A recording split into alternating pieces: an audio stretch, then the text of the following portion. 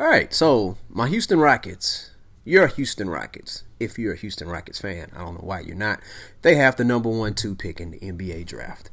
I'm going to tell you something. When I was watching the whole draft lottery thing, it's been a while since I've been excited about the draft lottery because my Houston Rockets for the past about 7 or 8 years have been actual contenders, okay? But the thing about it is, honestly, I thought, yeah, with my luck with the Rockets, watch we end up getting the 14th pick or 15th pick or pick number 5, which will go to OKC. But once we got in the top 4, it got intense in my household. It got very intense, okay? I mean, I was just screaming and yelling at the TV, and my kids coming in there, "What's wrong, Daddy? What's wrong?" Nothing's wrong, okay? But something's about to go right, all right?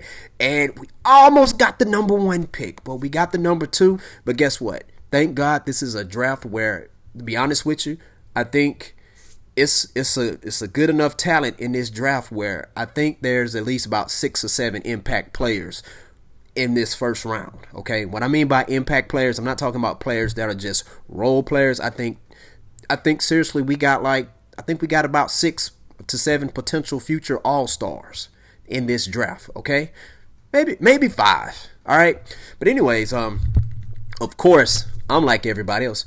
I believe Cade Cunningham is probably the best player in the draft, okay? Because what he can do, he's a triple threat. He can shoot, pass, drive to the basket, a solid defender, make free throws, fundamentally sound, 6'8", 220 pounds. And guess what? He's only 19 years old. He'll probably be 20 most likely by the time he played in the NBA. And guess what? When you're that age, your body's still growing. So he may grow another inch. I expect him to get bigger and be able to maintain his size, all right? And that's the kind of player that I would love for the Rockets to have because that player right there, guess what? He can go against the LeBron Jameses, the Kevin Durant's, or the Lucas. I'm not saying he's going to shut them down, but guess what? He can give them that work on the offensive side, all right? But I'm assuming that the Detroit Pistons, they are going to pick Cade Cunningham, all right? But here's a list. Here's are some other players that I'm hoping that the Houston Rockets, that I would not mind being Houston Rockets. All right. It's not no particular order. I'm gonna just call them out. But I'm gonna tell you what. The number 1 player that I really love in this draft, Davion Mitchell. That man, I know he smashed my Houston Cougars. I didn't go to U of H. My wife did, but I know I like U of H. All right, Houston. All right. But anyways, that dude there to me, his game reminds me of Stephon Marbury. Steph Marbury. That's who I see when I see Davion Mitchell play. But not only is he Stephon Marbury to me, he's Stephon Marbury, he could shoot the 3, but you got to understand in his era, the 3 ball, people wasn't shooting the 3 ball as much as they do now. But Davion Mitchell, this guy here, he's 6'2", he's solid. I'm not sure how much he weighs, but he's big and strong enough. Dude is quick, very intense on defense. To me, when I see him play, he looks like he enjoys playing defense. I love that. Two-way player. He can handle the rock. It's hard to stay in front of him. It reminds me of a Stephon Marbury or right now who's playing in today's game, Kyle Lowry. It's very hard to stay in front of Kyle Lowry, and he's compact and he's strong, okay? And the dude has a mad handle. He can pass. Some of those passes he was doing reminded me of Stephon Marbury. I'm not sure if he's a Stephon Marbury fan or if he grew up watching him, but that's what his game reminds me of, and I'm a big Marbury fan, all right? And this guy here, he can shoot the 3 ball. The dude shot like 44% from the 3-point line. And what I love about him is that he can catch the ball. He can play off ball. He can catch the ball and shoot the 3. And he can also, while he's dribbling and breaking you down, and shoot the 3. I love that because if you put him with Kevin Porter Jr., I think that's very important. I think both players, they can catch and shoot, and they are capable of breaking down the defense. So it's not a situation where only one person is able to, what's the word I'm looking for, to catch and shoot. And so that way the other person will be very, very ball dominant, But man, I like him. So that's one pick I would like for the Rockets to get, Davion Mitchell. Another pick, let's see, Franz Wagner out of Michigan. I've always been a Michigan Wolverines fan since Fab 5 days, man. Can't help it. My brother got me on that.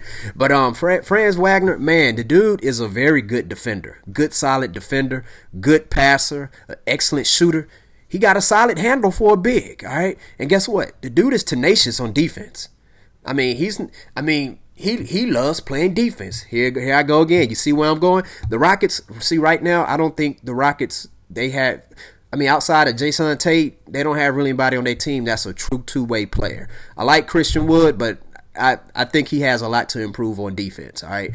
I like Kevin Porter Jr. I still think he has a lot to improve on defense. And I do believe that those young men can get to that level, to where they need to be. But Franz Wagner, I think he would be a good complementary player to play alongside Christian Wood. We could be like a little twin tower type thing, okay? Because Wagner's like, 6'8", 6'9", 6'10"-ish. But here's the thing. He can play without the ball. All right.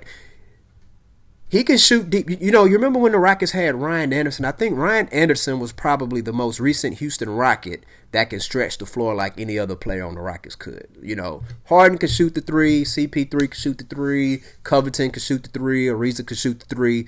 But this guy here has range like, Ryan Anderson had range where he would be like, I'm not saying at the logo, but he would just be out there. You have to come all the way out. And that's how it is with Wagner. But the thing that Ryan Anderson did not have, he was not a good ball handler. I think Wagner is a more fundamentally better sound player than Ryan Anderson on the offensive side of the ball, because he's capable of, if you come out there on him and get too close up on him, he can go right by you. He can pull up from the elbow, take it to the basket, or guess what? He can penetrate and kick it to the next person. He got a decent enough handle for a player his size. And guess what? He can play defense. I love that. And guess what? That would be a good compliment to Christian Wood. All right. So a little twin tower action. Okay. Okay. So who else do we have?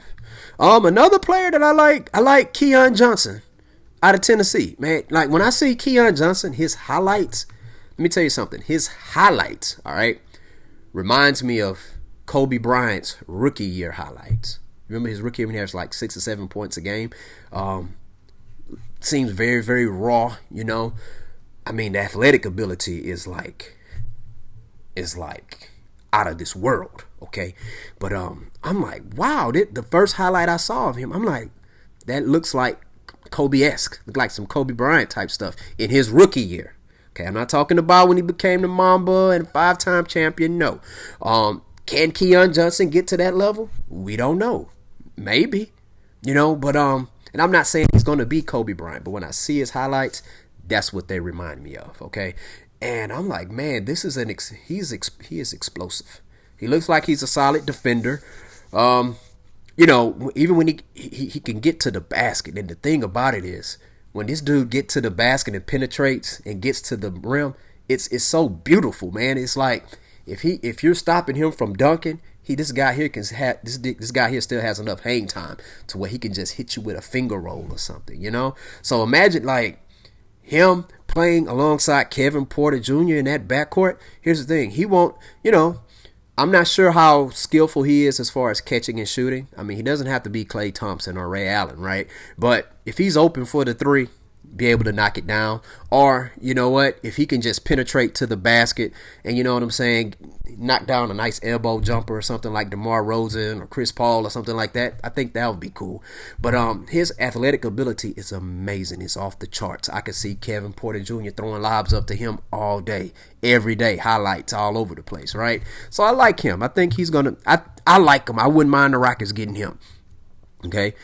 Let's see. Another player I like is is Evan Mobley.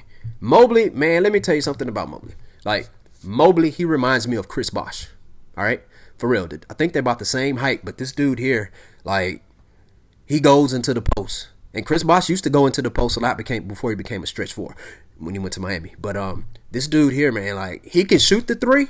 But me personally, I don't want my bigs, my 7-footers shooting threes. You're bigger than everybody else. I want you down in the paint. You can shoot the threes every now and then, but it's just like I say with Giannis. If people backing up off of you, that means they're scared of you going to the basket. And I want Evan Mobley. He's 19 years old. He'll probably be 20, just like Cade Cunningham by the time the season starts. And I think with him, of course, he's going to get bigger and get stronger. Of course, he's going to work with the Dream. You know that.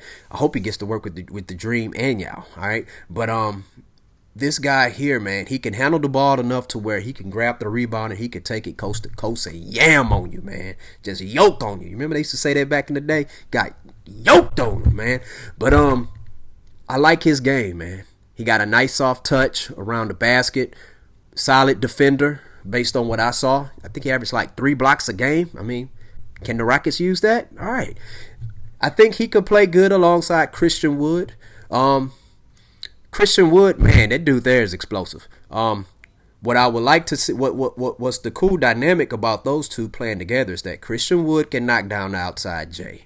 So he doesn't have to be on the inside all the time. But also Mobley can knock down the outside J as well. So they can go, they can switch it up throughout the games depending on who has the better matchup. Okay. And I think that's going to be cool. The pick and roll action with Kevin Porter Jr., it will be, what? In a way, it could be kind of similar to what Trae Young is doing with Atlanta. What I mean with John Collins and Clint Capella. The only difference is Clint Capella does not have an outside shot. But as you can see, the Atlanta Hawks offense is still very effective with those two bigs right there. Trae Young can penetrate, go that pick and roll. Then there's the threat to throw the lob up to Capella, or throw it the lob up to John Collins, or kick it off to the wing, where in the corner where John Collins can knock down the 3-point ball. Well, the same thing is, guess what? Christian Wood and Mobley can both knock down the 3 ball, and guess what?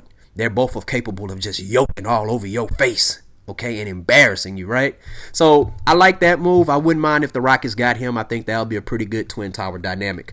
Another player, Jaylen Green. Man, Jaylen Green, I didn't know he was the top high school prospect last year ahead of Cade Cunningham. I like Green. He averages about 17, 18 points a game in the G League. I think he's like more NBA ready outside. Well, I have him. The reason why I say he's probably more NBA ready right now is because he played in the G League and he's familiar with a lot of the philosophy and stuff like that. But with Jaylen Green, man, he is a good ball handler. He can run the floor, moves well without the ball, so I think that will fit well in a backcourt with Kevin Porter Jr. He's an explosive leaper. His shot is wet. Like, he didn't shoot a high 3-point percentage, but I think it's going to get better because of his form and that release and that arc that he gets on the ball. Like, his shot, when it goes in, it's just swish. It sounds like if you threw the ball or a rock in the ocean and it make that splash, splash. But I think he will fit well with Kevin Porter Jr. Now, based on the highlights, I have not seen, like, when I see Jaylen Green, I don't see him as being the primary ball handler on the team. Now, maybe he can get better with that, but guess what? He can do almost everything else. All right. So putting him with Kevin Porter Jr., that'll be a good fit because he can move without the ball. All right. Kind of just like how Steph and Clay do it, but once again, I'm not calling him Klay Thompson or Bradley Beal, but I think he has that potential. Okay. And the way, like I say, he did not shoot a high 3-point percentage, but the form of his shot, when you pay attention to that, it's like eventually it's going to catch on. All right, and that was kind of like a semi-rookie year, playing against other professionals. Most of the players were older than him, so I wouldn't mind having Jaylen Green. I think he'll be a good fit for the Rockets. One of my main dark horses. Well, it's not a dark horse, but it's the Turkish player. Let me make sure I'm pronouncing his name right. His name is Alperen Sengun. Let me tell you about this dude. Excuse me, clear my throat. This dude here, his game reminds me of Sabonis. Both Sabonis, son Sabonis and the grown Sabonis. But his footwork reminds me of Luis Scola. That's who his footwork reminds me of. He's only 18 years old. He's about 6'8", 6'9", about 220. The dude is solid. He loves to, like, when I see him play, he loves to be in the post. He's comfortable in the post. And guess what? At 18 years old, going against grown men, guess what? He has no problem backing them down. All right. He already has a little bit of grown man strength at 18 years old. Imagine him at 21. I think he's going to be a real good player. I think if you can put him right there next to Christian Wood and run a twin tower offense, he can play inside out no matter what. He's a good passer, very fundamentally sound. That could be a real good young core 3 for the Rockets. Christian Wood, Kevin Porter Jr., and Sengun. Okay, I really like his style. And, Coach Stephen Silas, he plays positionless basketball. And I think this young man here can be a big part of that because he can handle the ball enough to bring it up to the court. He's very comfortable in the post. Man, I love his footwork. If you check out highlights of this young man, his footwork is awesome. I'm very big on that. Come in, head fake and stuff. But that's going to conclude as far as my prospects for the NBA draft for the Rockets so far. I'm still doing research on some other players, but these are the players that I believe that, guess what? No matter what team these players are going to be on, eventually they're going to be legit all-stars in this league. Probably a couple of them are probably going to be superstars, all right? And I can't wait to see these young men play. But I hope one of the ones who become superstars lands for the Houston Rockets. So good fortune when you're a Houston Rocket, right? But anyways, share your thoughts. Excuse me. If you're not a Rockets fan, understandable. Hey, if your team is drafted high in the draft, or are you familiar with any of these players that I mentioned? Hey, share your thoughts below and tell me, do you think they could be impact players on your team, and why? All right, and if you're a Rockets fan, tell me, out of these players, or if any players that I did not name, who do you think the Rockets should use the second pick on? All right, thank y'all for tuning in. If you're listening to the the audio podcast, still got another segment coming, but if you're watching on the video, we're going to close it out right now. Hit that like and subscribe button. Student of the Game Podcast. Peace.